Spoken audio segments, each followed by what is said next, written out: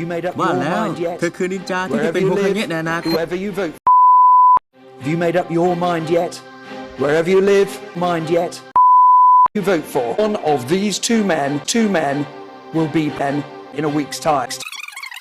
We have a deal. It's a wonderful deal. We're coming out on January the 30th. Have a deal. A working majority, and I'm afraid listening to Mr.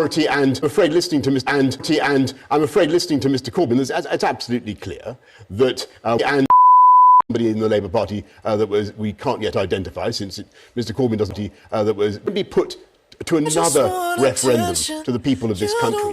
Parliament, our country, would spend a whole year more, probably more, locked in debate about Brexit, when what people Jeremy Corbyn, and that's what we can do immediately. And Mr. Johnson will spend at least seven years negotiating USA access to our public services, on the price of medicines in Britain, on the access to health service, and he knows he can't get a deal quickly with the USA because, Mr. Johnson, the US political system works. And so what he will do is walk out of a relationship with the EU into a relationship with nobody. And now it happened yet identified. No, get those lights off! Off! Turn them off, they're too bright, turn them off! Now it happened. Who campaigned to break up that union, and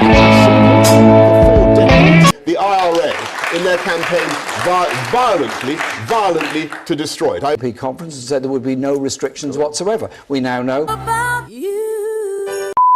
time. And so it is a question of openness on all of this. But being open, he says, you've supported. Are you still claiming that the NHS is up for sale because your document doesn't seem to show any such thing?